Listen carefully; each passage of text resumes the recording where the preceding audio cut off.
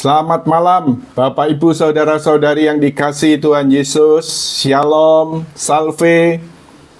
Kita bersyukur pada malam hari ini kita berjumpa kembali dengan jalan doa.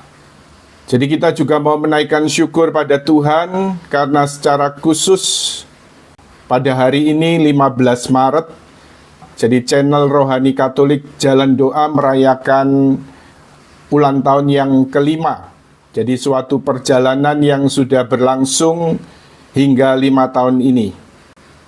Sebelum kita masuk lebih lanjut, mari saat ini kita mengawali pertemuan kita dengan doa terlebih dulu. Kita hening sejenak.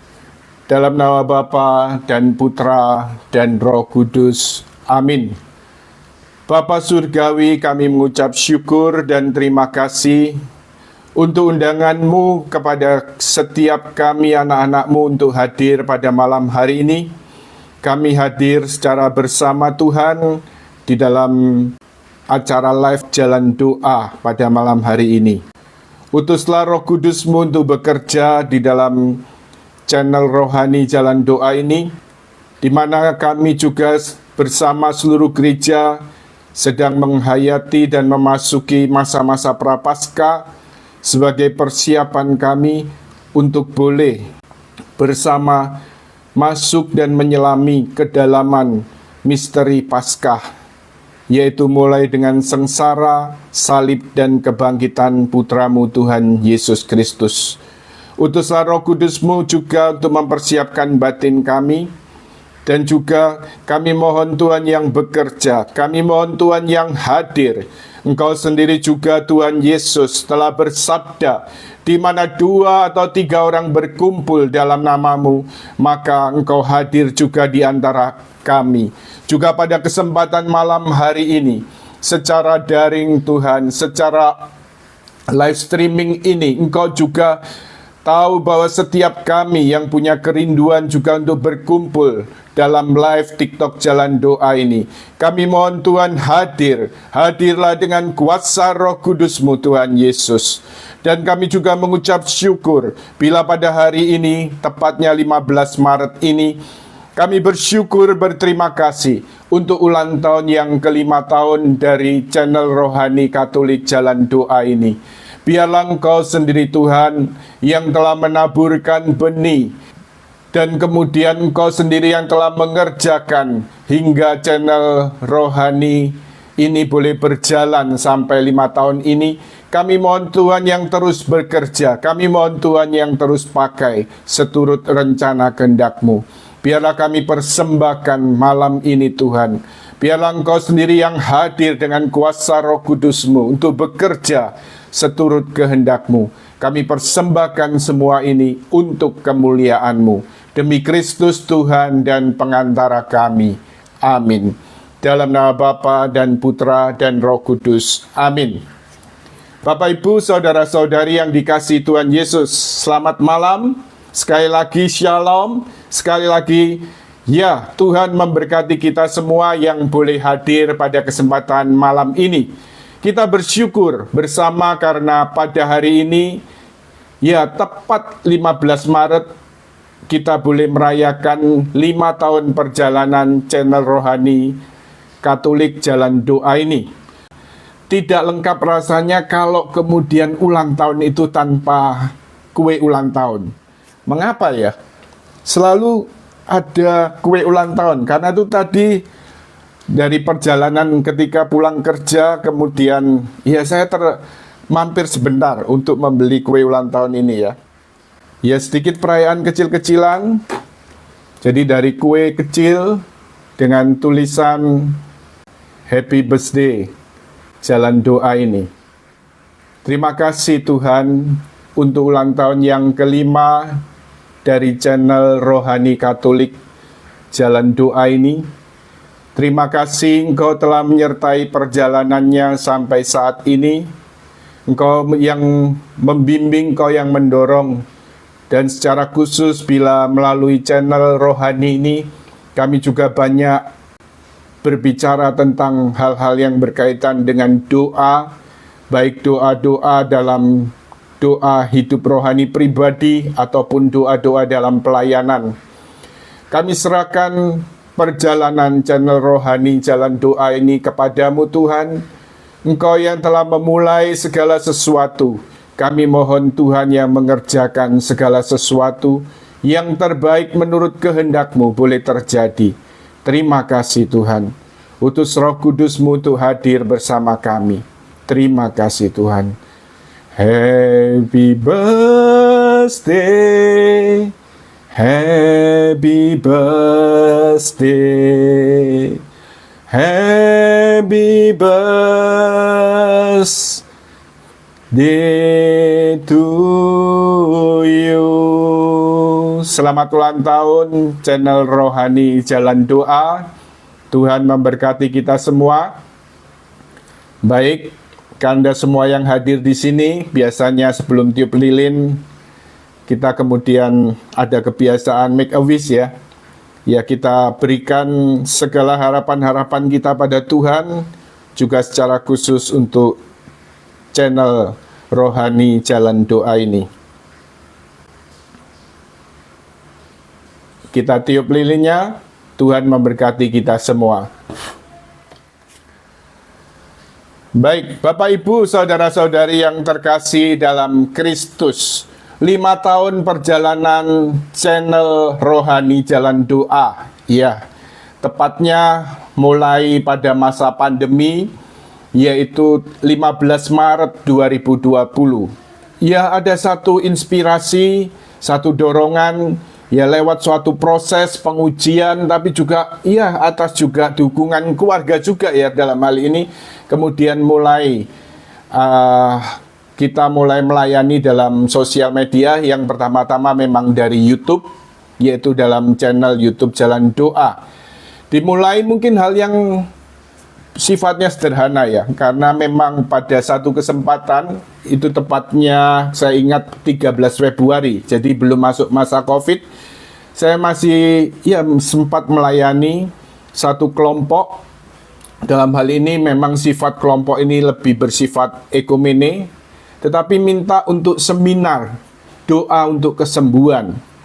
Setelah saya kemudian ya berbicara dengan waktu itu dengan romo moderator dan sebagainya, lalu akhirnya ya sudah jalan saja ya. Karena kemudian dalam pengajaran itu kemudian di video, lalu akhirnya ya sudah, begitu memasuki COVID semuanya harus online ya. Kemudian ada suatu dorongan, suatu bimbingan, suatu inspirasi untuk mulai melayani. Waktu itu tidak terpikir untuk suatu siaran yang sifatnya kemudian direkam sendiri, lalu kemudian editing sendiri, tidak terpikir. Tapi ya mulai saja yang terpikir yang ada, karena merasa direkam videonya, lalu saya minta filenya, lalu kemudian di situ saya edit. Jadi kemudian pelayanan doa kesembuhan, itu bagian merupakan awal dari channel Rohani Jalan Doa ini. Tapi dalam perjalanan sampai 5 tahun ini, memang pada awal-awal ya, dalam hal ini secara khusus Jalan Doa, ya saya juga ya puji Tuhan ketika kemarin saya memberikan suatu video pendek tentang ulang tahun dari channel YouTube Jalan Doa ini. Ya kemudian seorang teman kemudian mengingatkan, artinya ya supaya channel YouTube channel Rohani Jalan Doa ini tetap berjalan dalam lebih tepatnya dengan berkaitan memberikan hal-hal yang berkaitan dengan spiritualitas, yaitu tentang hidup rohani. Karena begitu banyak sekali channel rohani, ya baik di kalangan Katolik, di kalangan Kristen, begitu banyak, tetapi dikatakan oleh teman tadi dalam WA-nya, itu sifatnya hanya renungan-renungan. Tetapi yang berbicara tentang kehidupan rohani, tentang spiritualitas itu sangat jarang. Ya karena itu pada kesempatan ini ya, berbagai mungkin perjalanan, baik mulai dari spiritualitas Karmel, karena latar belakang saya kemudian hidup dalam suatu komunitas yang bersifat Karmel dan karismatik ya, jadi perpaduan pembaruan hidup dalam roh atau yang dikenal dengan pembaruan karismatik Katolik, dan juga kemudian spiritualitas Karmel. Jadi mau tidak mau karena berkaitan dengan apa yang yang coba saya hayati selama ini, mau tidak mau juga spiritualitasnya berkaitan juga dengan karismatik dan karmel. Baik Bapak Ibu saudara-saudari terkasih dalam Kristus, kalau Anda lihat background, walaupun hari ulang tahun, tetapi masa-masa ini adalah masa prapaskah, ya, masa puasa, suatu retret agung, di mana gereja mengajak kita untuk selama 40 hari ini, yang disebut kemudian juga suatu retret agung gereja, masa puasa, dan kemudian gereja mengajak kita untuk menyelami kembali misteri penyelamatan, misteri kasih Allah yang tanpa batas melalui penyelamatan yang dikerjakan oleh Tuhan kita Yesus Kristus melalui penderitaan, wafatnya di salib, dan juga kebangkitannya. Untuk masuk dalam masa prapaskah ini, saya bacakan ada satu artikel dari Katekismus Gereja Katolik, ya, yaitu KGK 1438.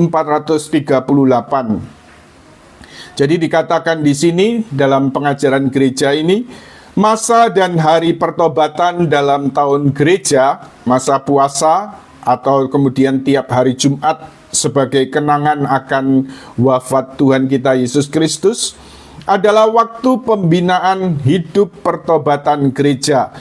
Waktu-waktu ini sangat cocok terutama untuk retret, upacara tobat dan siara pertobatan, untuk pengorbanan secara sukarela, umpamanya oleh puasa dan memberi sedekah, dan untuk membagi-bagikan dengan sesama, yaitu melalui karya karitatif dan misioner. Jadi ini juga merupakan masa pertobatan di mana gereja mengajak seluruh umat Allah untuk sungguh-sungguh berbalik kepada Allah. Maka dalam hal ini, ya, sebagai background, ya, walaupun hari ini ulang tahun kelima channel Rohani Jalan Doa, tetapi kemudian ada satu gambaran. Mengapa saya pasang suatu gambaran Kristus yang tersalib? Dan latar belakang apa berkaitan dengan salib Kristus ini, gambaran salib Kristus? Saya agak menjauh biar lebih jelas, ya. Jadi supaya Anda bisa lihat, di situ ada juga satu sosok, ya, satu orang kudus, Santo Yohanes dari salib.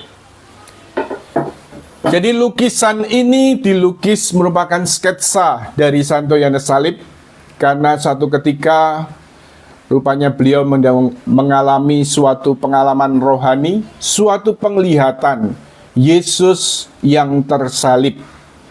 Jadi Yesus yang tersalib, tetapi kemudian lukisan ini sketsanya ditinjau dari suatu sudut, ya. Jadi agak menyamping seperti itu.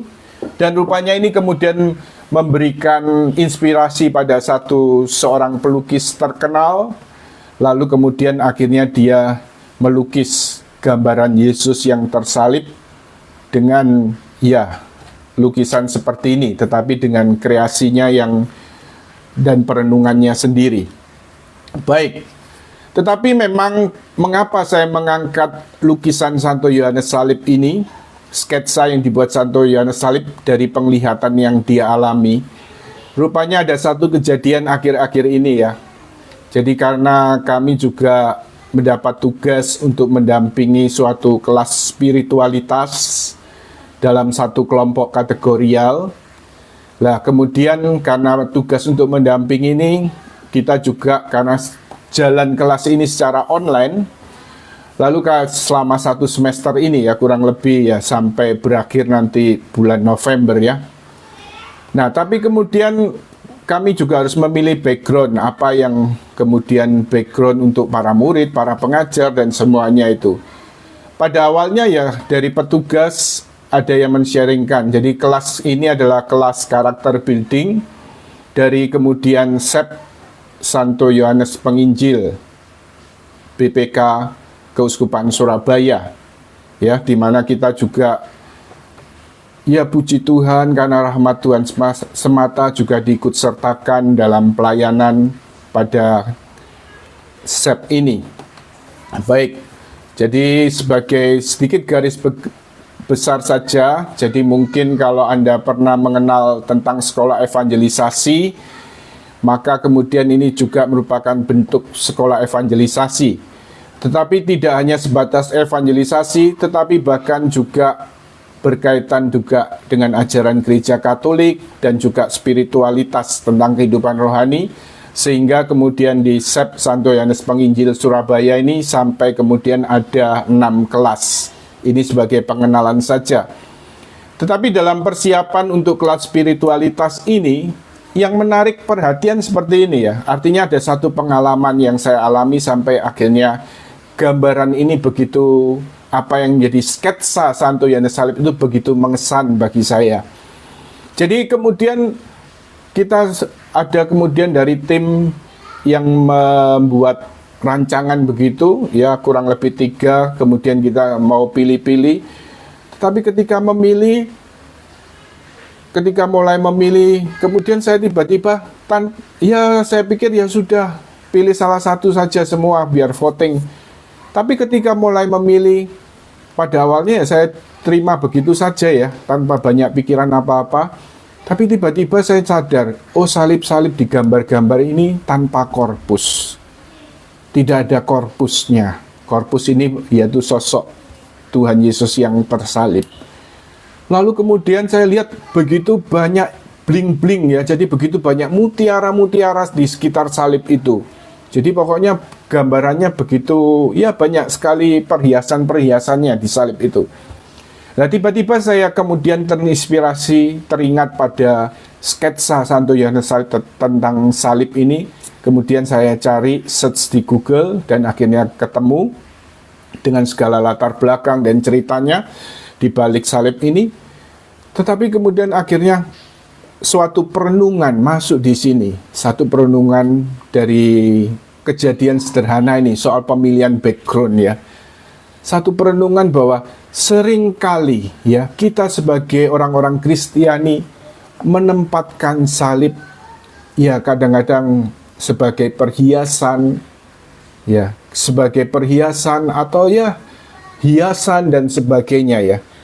Tetapi ya masuk perenungan lebih dalam, ini berlaku bukan hanya masa Prapaskah tapi seluruh kehidupan kita. Seringkali salib ini mungkin hanya hiasan atau seperti perhiasan yang indah atau kemudian yang kita kenakan. Tetapi sebenarnya salib bukan hanya perhiasan. Tetapi salib Kristus ini adalah keselamatan yang diberikan Yesus, yang ditawarkan Yesus kepada setiap kita murid-muridnya. Salib Yesus yang menyelamatkan, dan dia menempuh salib ini. Ini adalah jalan cinta kasih yang telah ditempuh Tuhan Yesus sendiri. Dan ini adalah jalan pengorbanan yang ditempuh oleh Tuhan Yesus sendiri.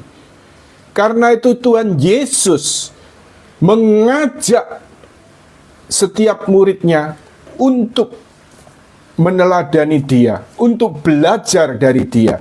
Karena Yesus adalah Tuhan dan Guru kita. Ya, kadang-kadang kita juga dengar banyak sekali orang tidak paham tentang salib Kristus ini.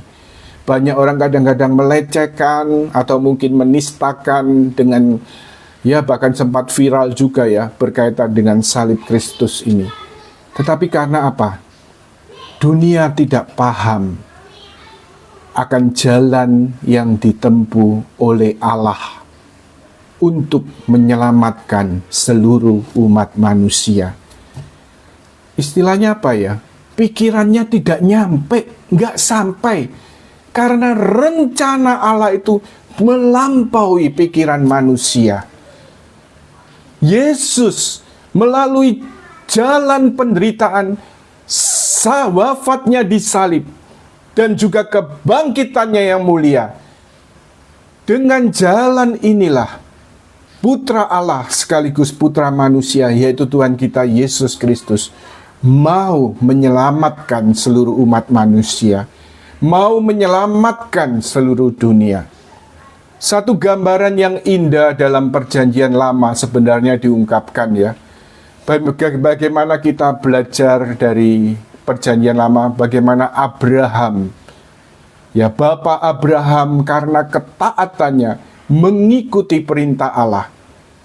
Dia kemudian artinya apa? Hidup terus dalam iman, hidup terus dalam pengharapan. Bahkan sampai dikatakan kitab suci ya, kalau di kitab suci katakan sampai sudah kondisi mati pucuk. Lalu Sarah istrinya ini juga sudah menopause begitu ya. Sudah usianya sama-sama lansia, lanjut usia. Tapi Allah selalu berjanji, lihatlah bintang-bintang di langit, demikian juga sebanyak itulah keturunanmu. Lihatlah pasir di pantai, demikian juga begitu keturunanmu. Tapi Abraham tetap percaya pada Allah. Lalu anaknya yang kemudian dilahirkan, ya sempat Sarah buat apa? Ini di luar rencana Allah. Sarah kemudian menyerahkan hambanya Hagar untuk kemudian menjadi selir dari Abraham, lalu kemudian melahirkan anak, tetapi akhirnya juga tidak berjalan sesuai mungkin pikiran-pikiran Sarah ya. Tapi kemudian akhirnya Allah memberikan Abraham putra dari Sarah, yaitu Ishak. Nah, kemudian Ishak ini sudah bertumbuh, tetapi kemudian Allah menguji ketaatan Abraham. Ishak diminta untuk dikorbankan. Betapa beratnya penderitaan Abraham ini. Betapa luar biasa dan dahsyatnya penderitaan Abraham ini. Tetapi kemudian dia tetap taat mengikuti kehendak Allah. Dan bayangkan seorang Abraham ya, betapa menderitanya dia ketika mengajak anaknya ini untuk ke tempat kurban dengan membawa kayu-kayu bakar. Siapa kurbannya? Yaitu anaknya itu sendiri. Anak kesayangannya semata wayang ini. Tetapi ketika kemudian anaknya bertanya siapa yang dikurbankan, lalu Ishak ini yang akan dikurbankan. Dan ketika dikurbankan, dan Allah kemudian sungguh-sungguh tergerak hatinya dengan ketaatan Abraham, sehingga korban Abraham di mana mau mengorbankan Ishak anaknya ini, segera kemudian Ishak ini digantikan korban anak domba Allah. Korban anak domba Allah yang kemudian ini juga menjadi janji Allah, suatu perjanjian Allah, di mana Allah sendiri akan mengorbankan sang anak domba Allah, yaitu Tuhan Yesus Kristus sendiri, untuk menyelamatkan kita. Demikian juga dalam perjanjian lama dengan artinya ketika Allah membebaskan Israel dari perbudakan Mesir. Di situ juga Musa dipakai Tuhan untuk menunjukkan satu perjanjian, di mana kemudian anak-anak sulung dari Israel yang diselamatkan ketika kemudian pintu-pintu rumah mereka diberikan tanda, yaitu darah dari anak domba. Dan ini juga suatu janji Allah. Allah akan menyelamatkan umat manusia, yaitu melalui sang anak domba Allah. Darah anak domba Allah, yaitu Tuhan Yesus Kristus.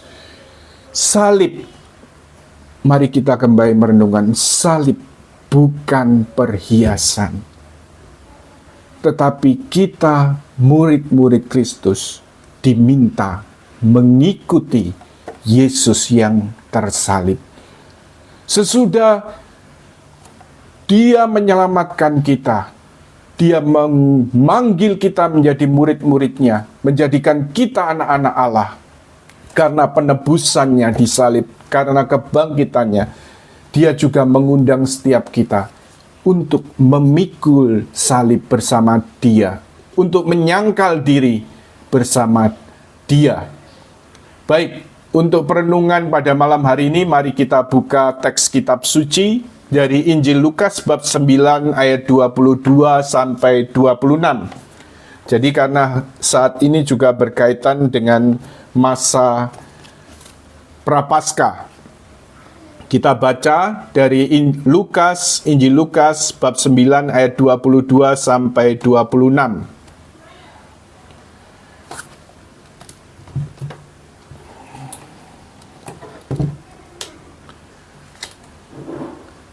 Dan Yesus berkata, Anak manusia harus menanggung banyak penderitaan dan ditolak oleh tua-tua, imam-imam kepala dan ahli-ahli Taurat, lalu dibunuh dan dibangkitkan pada hari ketiga.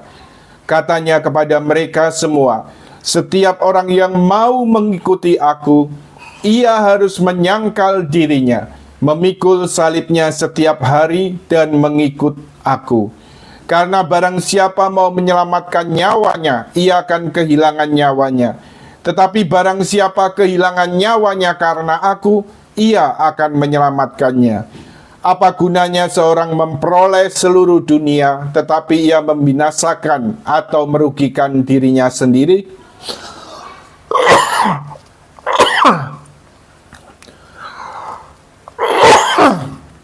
Maaf. Sebab barang siapa malu karena aku dan karena perkataanku, Anak manusia juga akan malu karena orang itu apabila ia datang kelak dalam kemuliaannya dan dalam kemuliaan Bapa dan malaikat-malaikat kudus. Demikianlah sabda Tuhan. Terpujilah Kristus. Suatu ajakan, suatu undangan ya dari apa yang kemudian tadi saya sharingkan ya. Salib ini bukan hanya perhiasan, tetapi mau tidak mau salib kehidupan ini atau penderitaan juga mewarnai hidup seluruh umat manusia. Saya katakan hidup seluruh umat manusia itu tidak lepas dari penderitaan. Jadi bukan hanya orang Kristiani saja ya yang menderita, tapi seluruh umat manusia bisa mengalami realitas penderitaan. Tetapi dalam hal ini kita lihat bagaimana justru karena kedatangan Kristus di dalam dunia dan Kristus merelakan dirinya untuk mengalami penderitaan, wafat di salib dan kebangkitan, maka penderitaan yang dialami umat manusia itu dapat mempunyai nilai baru, yaitu mempunyai nilai keselamatan, mempunyai nilai penebusan. Baik, kita lihat di sini dalam Lukas bab 9 ayat 23 ya, secara khusus yang kita bahas malam ini, kita renungkan malam ini. Setiap orang yang mau mengikuti aku, ia harus menyangkal dirinya, memikul salibnya setiap hari dan mengikut aku. Jadi ini undangan Yesus, ajakan Yesus bagi para murid Kristus. Setiap orang yang mau mengikuti aku, hendaklah ia menyangkal dirinya, memikul salibnya setiap hari dan mengikuti aku. Menyangkal diri. Ya, kita memang diajak oleh gereja pada masa Prapaskah, masa puasa ini kurang lebih 40 hari ya, untuk melakukan pantang dan puasa. Tetapi memang peraturan gereja sangat, ya boleh dikatakan sangat ringan ya. Jadi boleh tentu dengan ya kebijakan sendiri, juga dengan kerinduan untuk memberikan suatu persembahan kepada Allah berupa pantang dan puasa. Tetapi memang apa yang diperintahkan Yesus supaya kita para muridnya menyangkal diri dan memikul salib setiap hari, ini tidak berlaku hanya masa Prapaskah. Karena itu Yesus katakan menyangkal diri dan memikul salib setiap hari. Waduh. Tetapi tentu satu hal perlu kita ingat, bukan dengan kekuatan kita sendiri, tetapi dengan kekuatan yang datang dari Kristus. Kristus yang menguatkan kita di dalam segala kelemahan kita.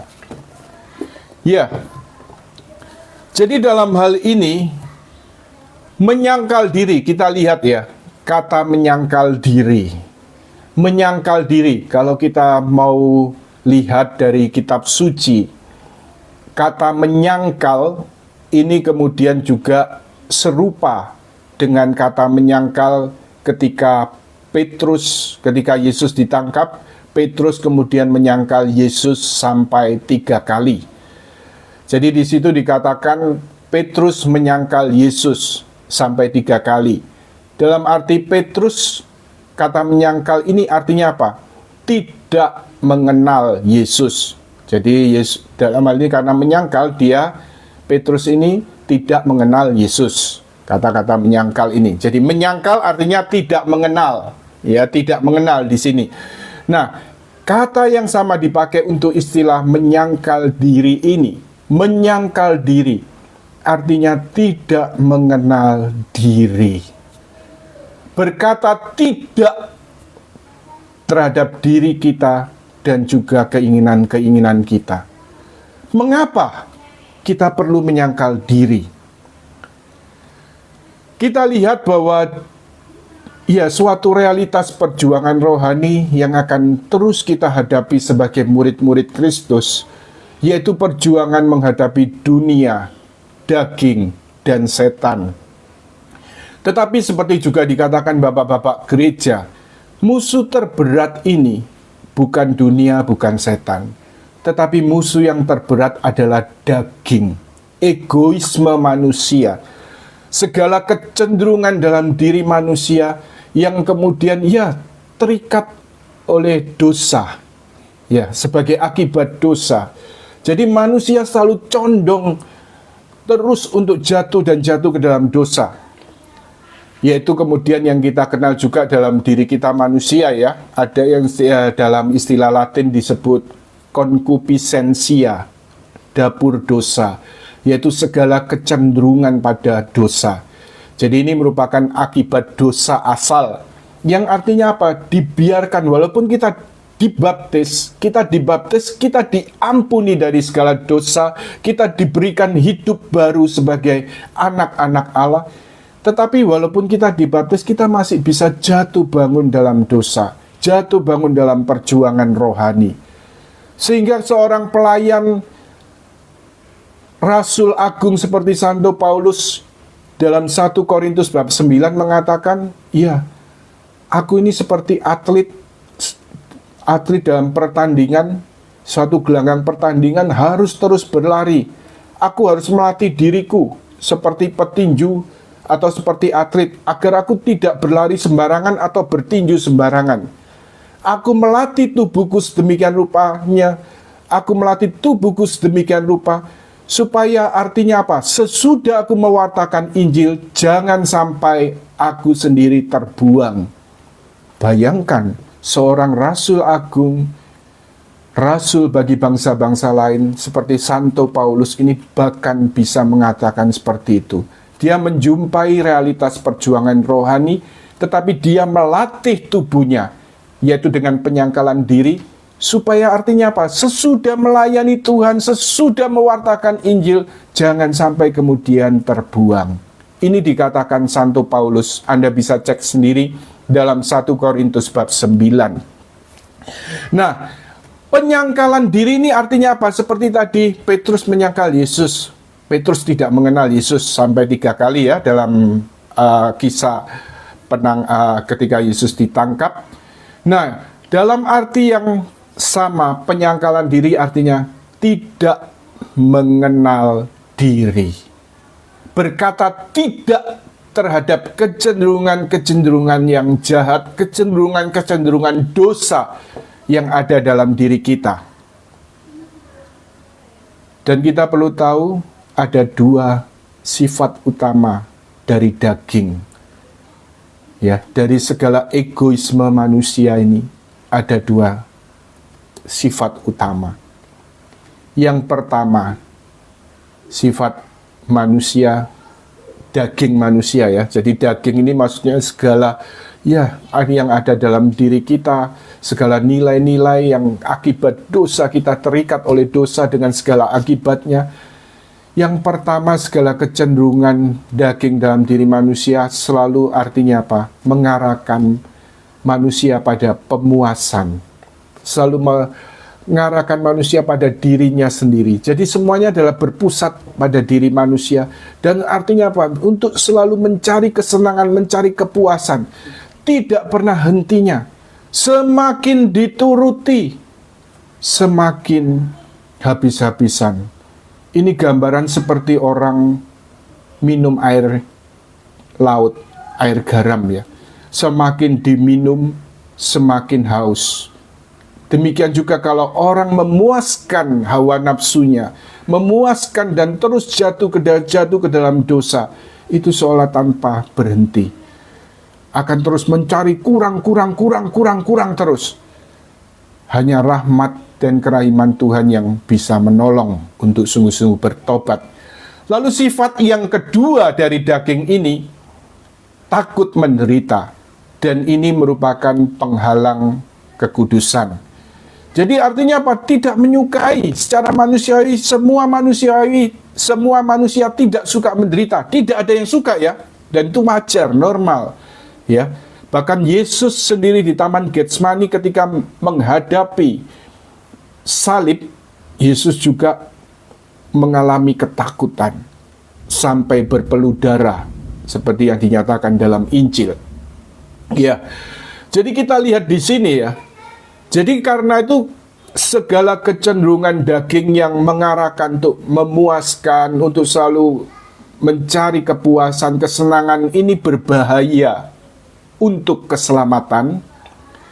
Sedangkan kecenderungan yang kedua dari daging yang mengarahkan untuk takut pada penderitaan, ini kemudian juga akan menghalangi pengudusan. Karena tidak ada pengudusan, kekudusan tanpa melalui salib.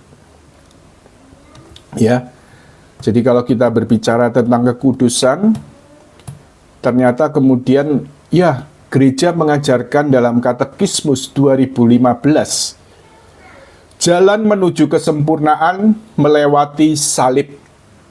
Tidak ada kekudusan tanpa pengorbanan diri dan perjuangan rohani.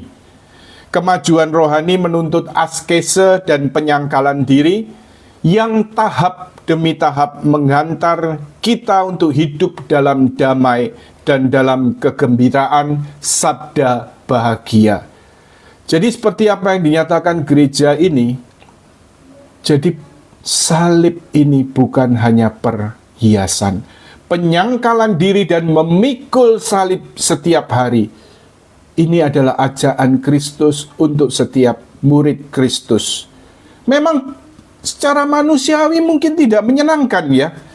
Ada kemudian yang mencoba menggantikan salib Kristus ini dengan hal-hal yang mungkin menyenangkan ya. Mungkin ada faham-faham yang kalau mungkin saya dengar ada yang menyebut dengan teologi kemakmuran. Ya kalau kamu itu anak Allah, kamu itu pasti kaya, hidupmu makmur dan berkelimpahan, berkecukupan. Seolah-olah semuanya hanya dihubungkan hal-hal duniawi saja, hal-hal yang bersifat materi. Tetapi lupa dengan apa yang dinyatakan Yesus, apa yang dijalankan dan dihayati Yesus sendiri. Memang fokusnya artinya bukan hanya salib ya, penderitaan salib, tapi juga jangan lupa ada kebangkitan yang mulia ya. Demikian juga ketika kita menghayati segala penderitaan salib, tetapi juga tidak berhenti di situ. Kita selalu hidup dalam pengharapan akan kebangkitan mulia bersama Kristus. Baik, Bapak Ibu saudara-saudari yang dikasihi Tuhan Yesus. Jadi kalau mengatakan seperti ini, mungkin orang bisa mikir, wah, apakah orang Kristen ini memang senang salib? Tidak ada yang suka salib. Apakah orang Kristen ini suka menderita? Wah, kalau suka menderita itu berarti sakit ya, gangguan, ada gangguan psikologis di sini ya. Tetapi kita harus ingat bahwa penderitaan itu ada dalam dunia bahkan sejak ketika manusia mulai jatuh ke dalam dosa. Jadi sebelum Yesus lahir pun ke dunia ini sudah ada yang namanya penderitaan. Dikatakan oleh gereja dalam Katekismus Gereja Katolik nomor 1521, penderitaan ada dalam hidup manusia sebagai akibat dosa asal. Ya, jadi setelah manusia jatuh ke dalam dosa, di situ realitas penderitaan, sakit penyakit, kematian mulai ada dalam hidup manusia. Tetapi berkaitan dengan salib ini, tidak semua penderitaan dapat disebut salib. Kalau misalnya seorang, ya lagi marak sekali ya, seorang koruptor lalu ditangkap, masuk penjara, dia tentu menderita. Tapi ini bukan salib, karena penderitaan itu akibat kesalahannya sendiri. Tetapi kalau disebut salib, memikul salib setiap hari, kita belajar dari Yesus. Apa arti salib itu? Memikul salib setiap hari. Yesus tidak bersalah apa-apa, Yesus tidak berdosa apa-apa. Dia bagaikan anak domba yang tidak bercacat, ya, tetapi harus memikul dosa seluruh umat manusia melalui penderitaan dan salibnya. Harus menanggung dosa seluruh umat manusia dari manusia pertama sampai manusia terakhir. Artinya apa? Yesus disalib juga karena dosa seluruh dunia, termasuk dosa-dosa kita juga. Demikian arti memikul salib setiap hari. Artinya kita menanggung penderitaan-penderitaan yang mungkin di mana kita tidak bersalah apa-apa, tetapi harus menanggung penderitaan itu. Berarti kita sedang memikul salib. Lalu kemudian tadi kembali pada penyangkalan diri, berkata tidak terhadap ego. Jadi segala kecenderungan-kecenderungan yang jahat, kecenderungan pada dosa, kelemahan-kelemahan manusiawi, ya kita tentu tahu ya, misalnya 10 perintah Allah, ya kalau dilanggar itu kan dosa ya. Ya, atau kemudian sebelum menjadi dosa, lalu kemudian menimbulkan godaan ke arah sana. Ya, jadi godaan ke arah sana. Ya, misalnya kemudian contoh yang istilahnya ya hawa nafsu, ya soal makan, soal minum, ya berkaitan dengan puasa, makan, minum. Lalu kemudian juga nafsu juga yang juga sangat dominan dalam diri manusia, yaitu nafsu seks. Ya, jadi kalau nafsu makan ini merupakan bagian sebenarnya hidup dalam diri manusia, yaitu nafsu yang untuk mempertahankan hidup, karena kalau nggak makan orang bisa mati ya. Jadi untuk hidup orang perlu makan, perlu minum, dan juga ada sarana prasarana. Tetapi kemudian kalau untuk meneruskan nafsu, untuk berkembang biak, ya, meneruskan keturunan, itu kemudian kita juga kenal nafsu seks. Nah, tetapi artinya apa? Nafsu-nafsu ini tentu juga ada norma-norma yang perlu untuk mengendalikan. Masa-masa prapaskah ini juga kita diajak mengendalikan. Misalnya juga contoh, mengapa kita pantang dan puasa? Pantangnya bukan hanya pantang daging, tapi pantang yang apa yang disenangi. Misalnya pantang sehari-hari nontonnya drakor gitu ya, drama Korea. Maka orang bisa pantang nonton drakor 40 hari, misalnya seperti itu ya. Atau mungkin yang kesenangan. Nah, kalau orang kemudian jarang makan daging, pantang daging ya tidak relevan ya. Lalu kemudian pantang rokok tadi, atau pantang pokoknya yang selalu menyenangkan, misalnya pantang Netflix. Wah, misalnya seperti itu. Ya, jadi nonton Netflix, pantang nonton Netflix. Ya, itu juga suatu yang ini. Tetapi intinya melalui penyangkalan diri tadi, berkata tidak, pantang puasa, ini juga mau menyatakan apa sih? Misalnya juga pantang daging, pantang juga puasa, dan sebagainya. Ini mau menyatakan apa? Karena dalam diri manusia cenderung untuk dikuasai oleh nafsu makan tadi ya. Maka juga mau katakan apa? Tuhan melalui puasa atau pantang tadi, pantang terhadap kesenangan dan sebagainya. Tuhan, Engkau ini jauh lebih berharga dibandingkan makanan atau kesenangan-kesenanganku. Karena itu aku mau persembahkan pantang dan puasa ini demi cinta kepadamu. Jadi pantang dan puasa ini harus selalu Ada suatu motivasi, bukan hanya untuk diet, ya. Jadi bukan hanya untuk diet, tapi lakukan pantang dan puasa demi cinta pada Tuhan. Tuhan, Kau jauh lebih berharga dari makanan dan minuman. Kau jauh lebih berharga dari kesenangan-kesenanganku. Ku persembahkan pantang dan puasa ini demi cinta kasih kepadamu.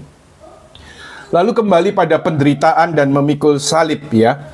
Jadi dalam hal ini justru penderitaan yang sudah ada dalam hidup manusia sejak manusia jatuh dalam dosa, dengan kehadiran Kristus melalui penebusannya, yaitu Kristus yang kemudian menderita, wafat di kayu salib dan bangkit mulia, maka penderitaan ini mempunyai nilai baru.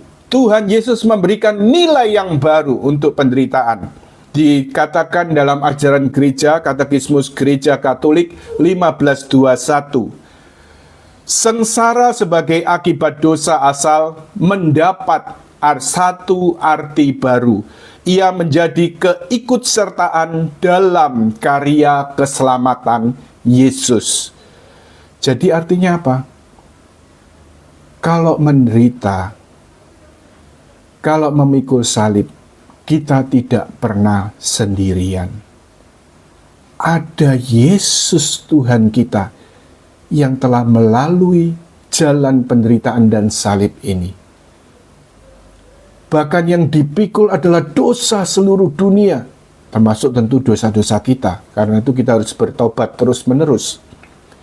Jadi dia memikul salib bersama kita, kita tidak berjuang sendiri. Dan kemudian apa? Penderitaan itu, melalui penderitaan salib yang disatukan. Ya bisa doa sederhana ya. Kita doakan sederhana, Tuhan satukan salib yang sedang saya pikul, salib kehidupan ini atau penderitaan ini, satukan dengan kurban salib-Mu Tuhan. Dengan doa-doa sederhana ini untuk menyadarinya.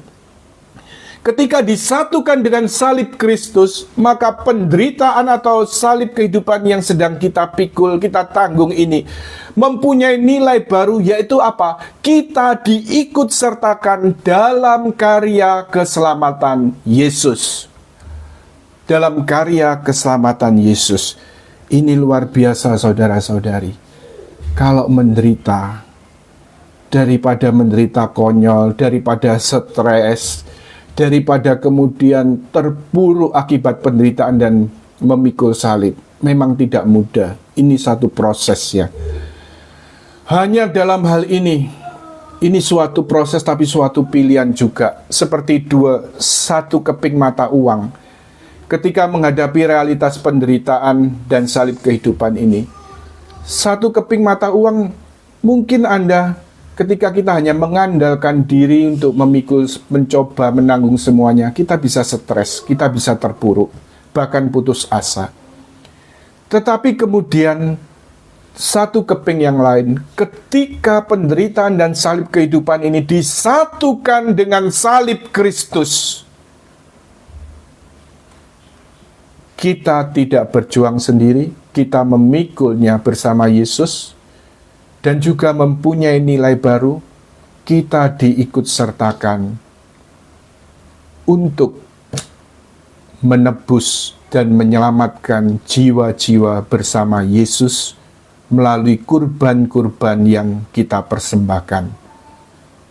Karena itu dalam Ekaristi, lebih-lebih dalam misa ya, Anda ingat setiap persiapan persembahan, ya di situ sebenarnya kalau Anda pernah ada yang jadi misdinar, imam mencampur ya anggur yang akan saat konsekrasi menjadi darah Kristus dengan 1 sendok kecil air. Ya, jadi 1 sendok kecil air begitu. Anggur ini melambangkan kurban Kristus sendiri. Hosti dan anggur melambangkan Kristus. Artinya yang akan menjadi hosti dan anggur akan menjadi kurban Kristus sendiri pada saat konsekrasi, sedangkan diberikan air 1 sendok kecil begitu ya biasanya, atau cuma dituang sedikit. Ini melambangkan persembahan diri kita manusia, termasuk di dalamnya doa, kurban, pujian, suka duka hidup kita, salib-salib kehidupan kita. Bersama kurban Ekaristi ini, kemudian juga imam akan membawanya kepada Allah untuk disatukan dengan kurban Kristus. Karena itu setelah persiapan persembahan, jadi memang fokusnya bukan kolekte ya. Kolekte itu termasuk bagian kurban dan persembahan kita satukan juga saat itu ya. Jadi kita juga bisa doakan masalah-masalah hidup kita serahkan semua pada Tuhan. Beban-beban hidup, salib-salib hidup, serahkan semua pada Tuhan. Doa, pelayanan, karya, pekerjaan, serahkan semua pada Tuhan. Tetapi kemudian ketika imam berkata setelah persiapan persembahan, semoga persembahan ini ya, lalu kita menjawab apa? Semoga persembahan ini diterima demi kemuliaan Tuhan dan keselamatan kita, serta seluruh umat Allah yang kudus. Ini jawaban misa yang selalu kita doakan saat misa. Artinya apa? Penderitaan, salib kehidupan, kurban, persembahan diri kita tidak pernah sia-sia ketika dibawa dan disatukan dengan kurban Kristus dalam Ekaristi. Dan itu dapat menyelamatkan diri kita, tetapi juga orang-orang lain. Semoga persembahan ini diterima demi kemuliaan Tuhan, keselamatan kita, dan seluruh umat Allah yang kudus. Ini akan kita perdalam lagi pada live berikut, yaitu pada akhir bulan ya, kalau tidak salah tanggal 27 Maret, kita akan melihat dalam aspek kurban ini secara lebih, ya, artinya apa? Hidup kita sehari-hari tidak lepas dari kurban kecil-kecil sehari-hari. Kita akan melihatnya dalam aspek yang lebih sudah dihayati oleh seorang pujangga gereja, tetapi dihayati dengan ya dalam nuansa bukan sesuatu yang memberatkan, tetapi dengan suatu gambaran bagaimana kita dipanggil untuk mempersembahkan itu semua untuk menyenangkan Yesus. Kita lihat dan kita renungkan bersama pada saat 27 Maret nanti, yaitu berkaitan dengan mempersembahkan kurban kecil sehari-hari. Baik, mari saat ini kita bawa juga segala penderitaan, masalah, sakit penyakit, beban-beban hidup, salib-salib kehidupan sehari-hari, kita bawa pada Yesus saat ini. Kita serahkan semua kepada Tuhan. Biarlah Yesus yang tersalib, yang telah memikul semua itu, saat ini kita mohon supaya juga semua yang mungkin saat ini menyesakkan hati kita, yang membebani pikiran kita, semuanya disatukan dengan salib Kristus sendiri. Datanglah Yesus, datanglah Yesus, datanglah Yesus, jamalah hatiku. Datanglah Yesus,